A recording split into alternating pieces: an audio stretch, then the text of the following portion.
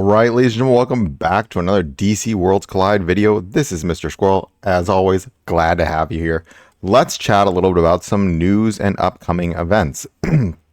So on the DC Worlds Collide Twitter page, they just released that Krypto will be coming. I imagine they don't tell us the date, so get ready. Krypto the Super Dog will soon be arriving in DC Worlds Collide as an all-new reinforcement. And so what this essentially means is that he can come out anytime. I'm not going to predict. Well, I will give you a slight estimate. I would imagine it's probably coming out on what would be Wednesday at 5 p.m. for me, in about 2 days from the time of this recording. So about a day and a half when this video will be posted. I'm hoping at least that's when it comes out, because the full reset is usually for me Wednesdays at 5 p.m. I would imagine that's when it's going to be coming. Or it could be on Thursday for me, or in like 2.5 days from this recording, when Wonder Woman's banner ends. It could be when Raven's banner ends. It could be when Wonder Woman's banner ends, because they end a day behind, or Wonder Woman ends a day after Raven. So we don't know. I would imagine it is going to probably be coming out sometime this week. I don't know. Now, they also don't mention the Green Lantern artifact, so I don't know when that is coming out. I'm hoping that does come out at the same time that Krypto comes out, or maybe they stagger releases here. Either way, I'm hoping that we see some new stuff besides just characters coming out. But yeah, so I just wanted to let you guys know, first thing, that Krypto is coming out. He hopefully will come out sometime this week, maybe next week. I would imagine, best bet, it will be this week though.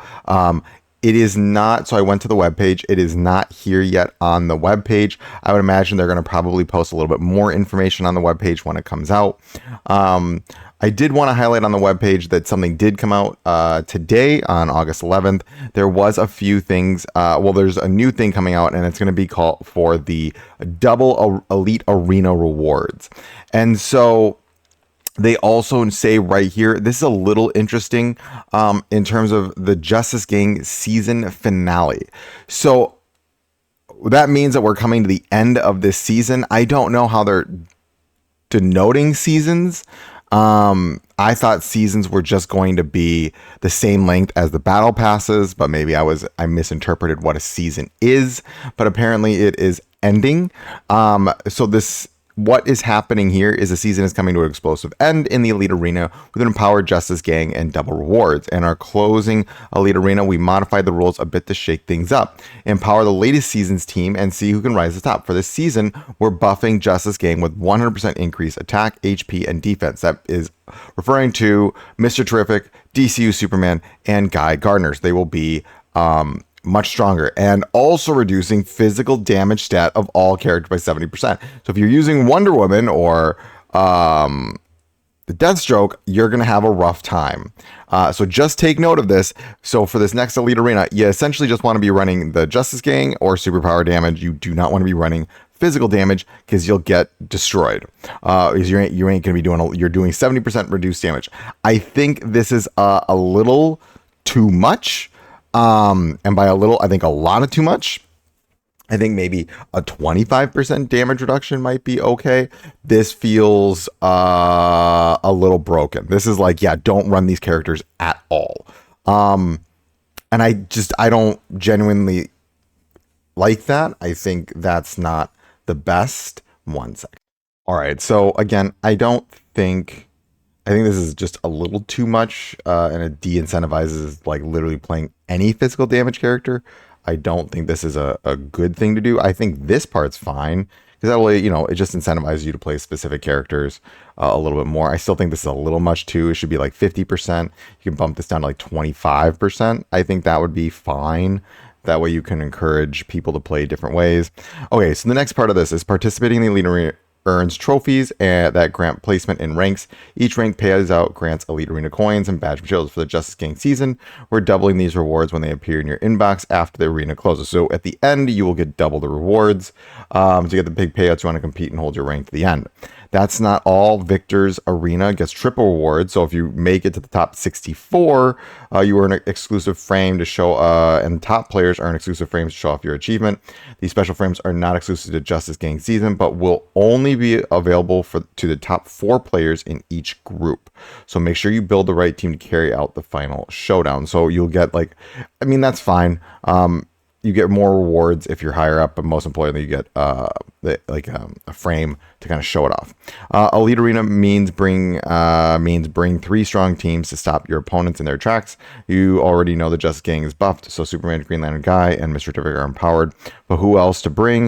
With the reduced physical damage, you want to look for characters with strong superpower. Maybe Constantine could fit the bill, or grabbing characters like Poison Ivy or even Green Lantern Hal.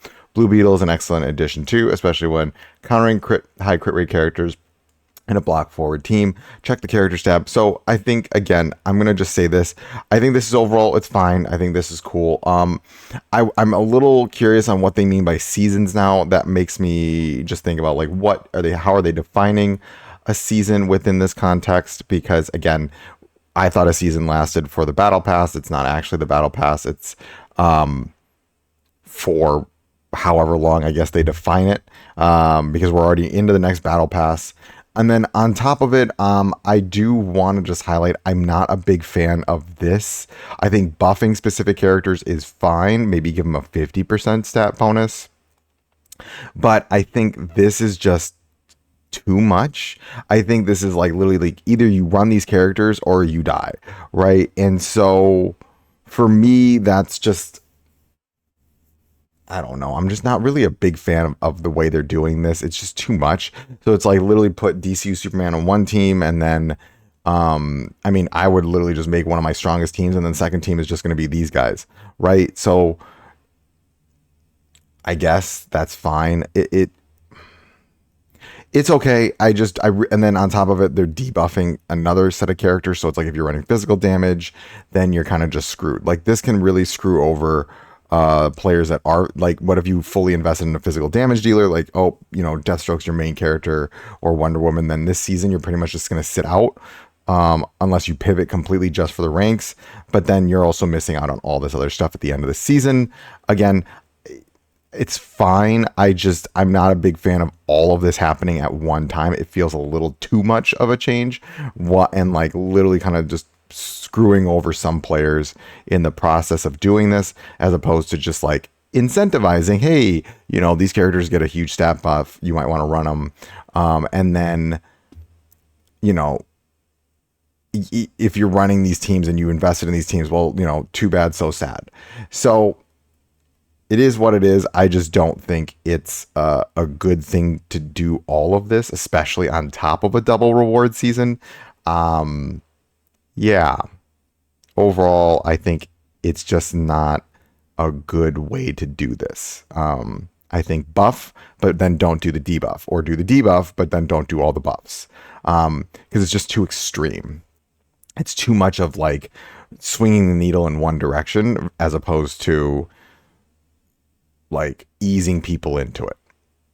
That's kind of what I'm thinking right now. Because honestly, one team for me is just going to be the DCU, the Justice Gang, and then my other team is going to be as strong as possible team as that I can make. It's just going to be my shield team, and my third team will be whatever, right? But then in that regard, I have a very, very powerful team that can kind of operate, and it does what it needs to do. But we'll see. Does it throw things off? Yeah, throw things off, but it makes these characters a monster. And then lastly, so to wrap up this video, so Krypto is coming. They don't tell us at all what he's doing.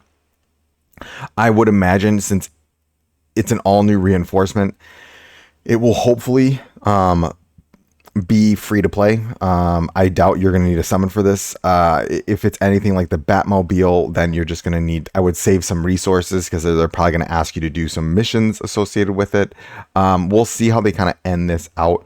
But and then I just want all new reinforcement. I'd imagine he's going to be an elite reinforcement, because an epic reinforcement, not an elite reinforcement. The elite ones you get through the digital universe. They're more free to play, or they're all free to play, but they're more of lower tier, while the epic ones, which are like the Batmobile and Parallax, are more event exclusive, and he's seeming to be an event exclusive just based on the way they're framing this. I could be totally wrong, but again, we will see when he drops in the store, or in the game, and hopefully again it's not too hard to get him, so people are rewarded for playing. My last comment before I end this video is just, I do think that they shouldn't do as many changes in the Elite Arena like this, especially on top of a double rewards. It just really, I don't like, it's like, oh hey, you invested in these characters, too bad, you're screwed. I just don't really like that style. I think that is overall not good. And it should just, I think the 70% damage, the physical damage, should be removed, and then just buff these other characters.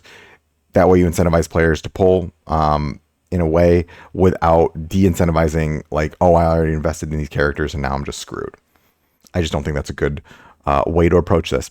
All right, folks. Well, that's it for this video. I hope you all are having a great day. And as always, remember, failing is just your first attempt in learning.